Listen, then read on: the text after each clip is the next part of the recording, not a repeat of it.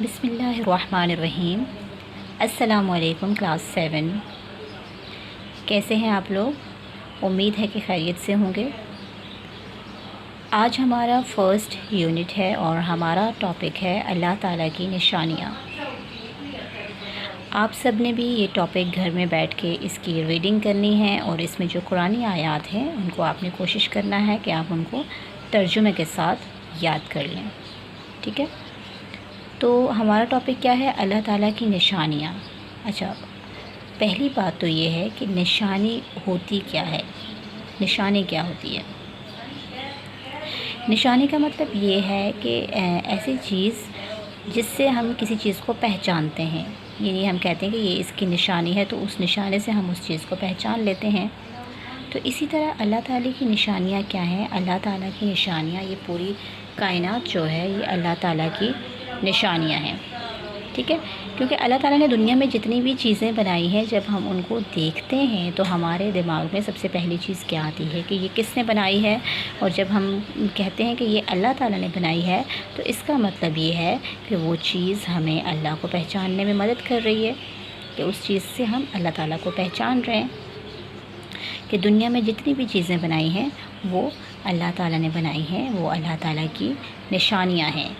اور پھر ہمیں یہ خیال آتا ہے کہ یہ پوری دنیا جو ہے یہ اس کے بنانے والا تو کوئی ہے، ٹھیک ہے؟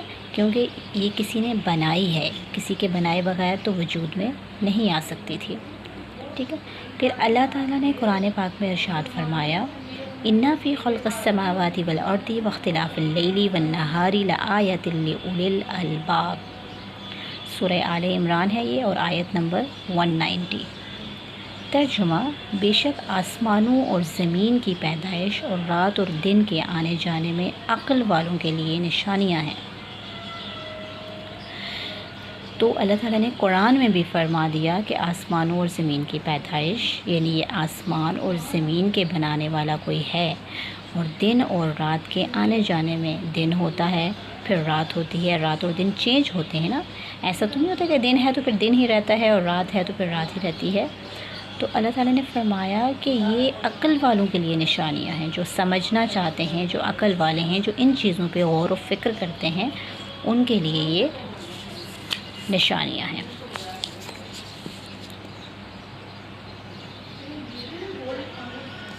ٹھیک ہے؟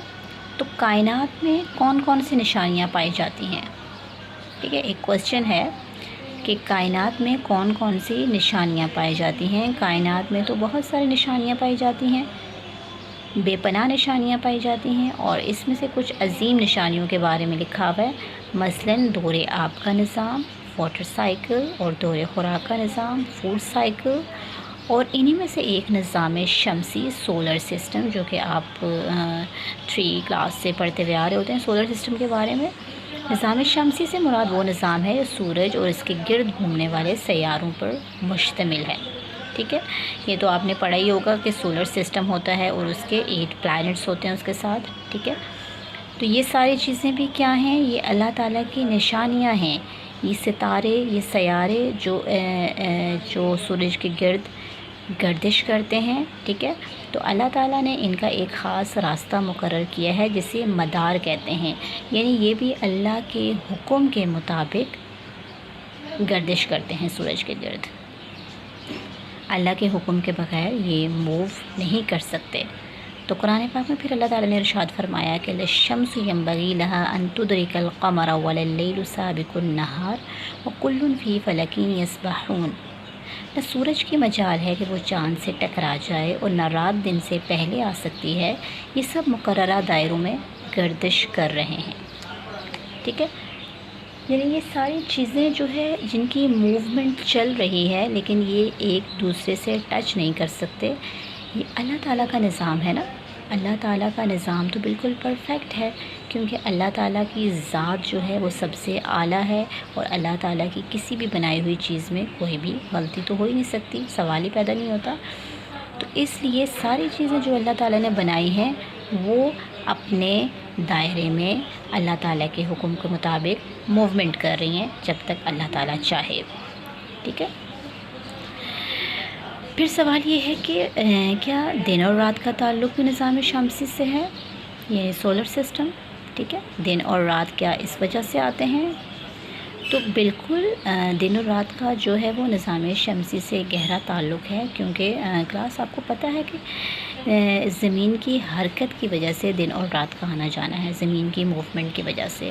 زمین سورج کے گرد اپنے مدار میں گردش کرنے کے ساتھ ساتھ اپنے مرکز کے گرد بھی گردش کرتی ہے، کیونکہ زمین جب اس طرح سے گردش کرتی ہے تو زمین کا جو حصہ سورج کے سامنے ہوتا ہے وہاں دن ہوتا ہے، اور جو سورج کی مخالف سمت میں ہوتا ہے وہاں پہ اندھیرا ہو جاتا ہے، اسی طرح سے اس کو رات کہتے ہیں۔ تو یعنی زمین کی موومنٹ کی وجہ سے دن اور رات آتے جاتے ہیں۔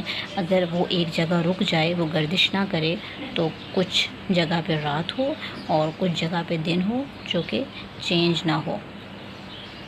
تو یہ بھی اللہ تعالیٰ کی نشانیاں ہیں کہ اللہ تعالیٰ جس طرح چاہے ان کو حکم دیتا ہے، اور وہ ساری چیزیں اللہ کے حکم کے مطابق چلتی ہیں۔